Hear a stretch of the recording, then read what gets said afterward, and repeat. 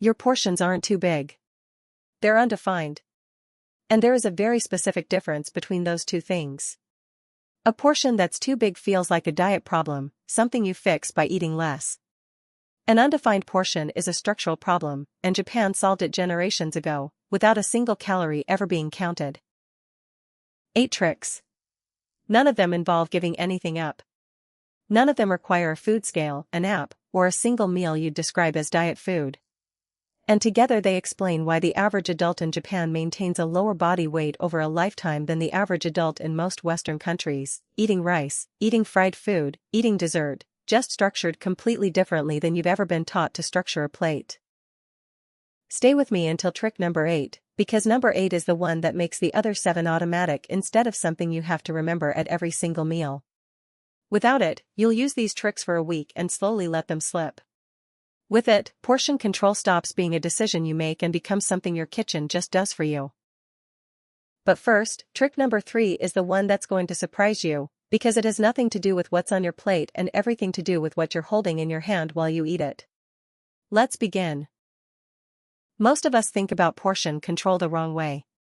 We treat it as restriction, measuring, weighing, leaving food on the plate on purpose, feeling slightly deprived at the end of every meal because enough was decided by a number on an app instead of by how the meal actually felt. That kind of portion control works for a few weeks, and then it doesn't, because deprivation is exhausting to sustain and nobody sustains exhausting things forever. Japan doesn't control portions this way. In Japan, portion size is shaped structurally by the size of the dish, the tools you eat with, the way food is served, the order it arrives in, so that a naturally appropriate amount of food simply looks and feels complete, without anyone at the table consciously restricting anything at all. There is a concept behind this called hara hachi-bu, eating to roughly 80% full every time, and a broader structural principle behind Japanese food presentation called moritsuke, the deliberate art of how food is arranged and served, which turns out to be doing far more portion control work than most people ever realize. 8 tricks. Each one almost invisible in daily life. Each one the difference between a plate that quietly keeps your weight in check and one that quietly works against you, one meal at a time. Let's go through every single one. You've probably heard use a smaller plate to eat less as a piece of generic diet advice, filed away with dozens of other tips you never actually implemented. I want you to stay with me, because the reason this particular trick works isn't psychological trickery, it's a measurable perceptual effect that happens whether you believe in it or not. Here's the mechanism. Multiple studies on portion perception have found that people consistently serve themselves more food on a larger plate and less on a smaller one, even when specifically instructed to serve a normal portion, and, critically, they report feeling equally satisfied afterward regardless of which plate they used. The brain uses how full a plate or bowl looks, relative to its own size, as a primary cue for whether a portion feels adequate, largely independent of the actual gram count of food on it. Traditional Japanese tableware runs structurally smaller than standard Western dishware, smaller rice bowls, smaller side dishes, smaller mains, which means a moderate, appropriate portion of food naturally fills the dish and looks complete, rather than looking sparse on a plate sized for double that amount. The shift, the same exact portion of food, served on a smaller dish instead of a large one, looks and feels like a full, satisfying meal instead of a stingy one, without a single gram actually changing. That is trick number 1. Now, trick number 2 is where this gets interesting, because it's about something almost every Western table serves food from. In many Western households, food is served family-style, large serving dishes placed directly on the table, within arm's reach for the entire meal, making seconds a zero-effort decision. In Japan, meals are far more commonly plated individually in the kitchen and brought to the table already portioned. Here's why this distinction matters more than it seems. Behavioral research on food accessibility has consistently found that proximity and visibility of food dramatically increase how much people eat, independent of hunger. Food within arm's reach gets eaten measurably more than the identical food placed even a few feet further away, simply because getting more requires zero decision-making friction when it's already sitting there. Removing the serving dish from the table entirely reinstates a small but meaningful decision point. Getting seconds now requires standing up, walking to the kitchen, and consciously choosing to serve yourself more, a small amount of friction that turns an automatic, mindless second helping into a deliberate choice you actually have to want enough to act on. The shift, the same amount of available food, kept a few steps away instead of sitting directly on the table, turns unconscious extra portions into a conscious decision, and conscious decisions get made far less often than automatic ones. That is trick number 2. Now, trick number 3, the one I mentioned at the very start, about what's in your hand while you eat. Stay right here, because this one is going to sound like a minor cultural detail rather than an actual portion control mechanism, and then you'll understand exactly why it isn't. Here's the mechanism. A fork, particularly with foods like pasta, rice, or anything easily scooped, allows for large, continuous bites with very little natural pacing built in. Chopsticks physically limit bite size, you're moving smaller amounts of food per motion, and the mechanics of using them slow down the overall eating pace almost involuntarily, especially for anyone who didn't grow up using them daily.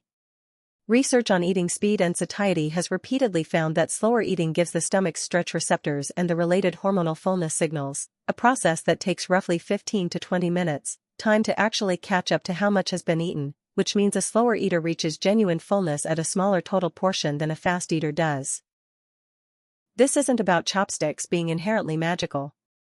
It's about the built-in pacing they force, which a fork, especially in the hands of someone eating quickly, simply doesn't provide in the same way. The shift, the same meal, eaten with a utensil that naturally caps bite size and slows pace, reaches your body's real fullness signal at a meaningfully smaller total portion, without you ever consciously deciding to eat less. That is trick number 3. Now, trick number 4, and this one is about the structure of the plate itself before a single bite happens. This is the Ichiju Sansai structure again, but the specific portion control mechanism worth isolating here is the predivision itself, distinct from the food choices. Here's why predivision matters. When a plate isn't structurally divided, a single large mixed portion, like a casserole or a big bowl of pasta, there's no visual reference for what a normal amount of any one component looks like, so the entire portion tends to expand together. When a plate is divided into distinct sections, even mentally, each section has its own implicit portion size, and expanding one section without expanding the others becomes visually obvious in a way it wouldn't be in an undivided dish. A bento box is the most literal version of this, food physically partitioned into compartments, each one sized for a specific amount, but the same effect holds with a plate mentally divided into thirds, one section each for protein, vegetables, and a modest starch. The shift, a divided plate makes it structurally obvious, at a glance, when one component has taken over too much space, which is a portion control signal a single undivided dish never gives you in the first place. That is trick number 4. Now, trick number 5, and this one addresses the specific food most people overportion without even realizing it. Rice is the single most common food Westerners overportion when trying to eat a Japanese-style meal, precisely because they picture a large Western dinner plate half covered in rice rather than the small, fixed bowl it's traditionally served in. Here's the mechanism specific to this trick. A fixed-size rice bowl, filled once, serves the same structural function as trick 1's smaller plate, but applied specifically to the component of the meal most likely to spike blood sugar in a large portion. Because the bowl is small, filling it completely still looks and feels like a full, generous serving. It's psychologically satisfying in a way that a small mound of rice on a large plate never quite manages to feel. And because there's a cultural norm of one bowl, not an open invitation to refill, the portion has a clear, defined endpoint rather than an ambiguous however much felt right. The shift, the same appropriate portion of rice, served in a bowl size to make it look complete rather than sparse, satisfies the same craving for enough rice using roughly half of what ends up on an average Western plate. That is trick number 5. Now, trick number 6, and this is about what happens between bites, not during them. Most Western meals are accompanied by a beverage consumed almost incidentally alongside eating. In a traditional Japanese meal, tea often serves a slightly different function, sipped between bites, in small amounts, functioning as a natural pacing tool as much as a beverage. Here's why this compounds with trick 3. If chopsticks slow bite size, tea sipped between bites adds an additional built-in pause to the overall meal rhythm, a few extra seconds between each mouthful that, across an entire meal, meaningfully extends total eating time without anyone consciously trying to eat slower.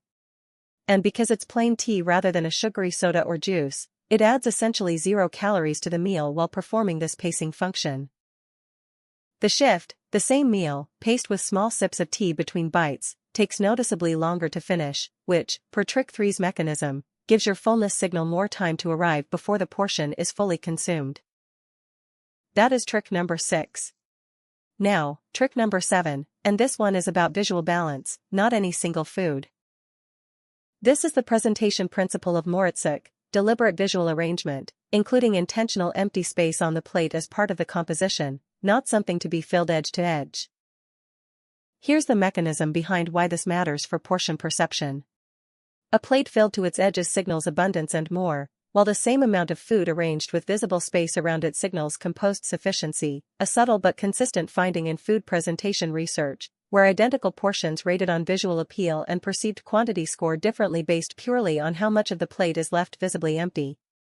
A full to the edges plate unconsciously invites the eye, and the appetite, to expect more food is normal at that portion size. A plate with intentional space around a smaller portion sets a completely different baseline for what enough looks like. The shift, the same portion, arranged with visible empty space around it instead of filling the plate edge to edge, is perceived as a complete, well-composed meal rather than a small one, purely through arrangement, without changing a single ingredient. That is trick number 7. Now, trick number 8, the one I told you at the start makes all 7 of the others automatic. Stay here, because this is the most important thing in this entire video. This last trick isn't about food at all. It's about why the other 7 don't collapse into forgotten good intentions within 2 weeks, the way most portion control efforts eventually do. Here's what I mean.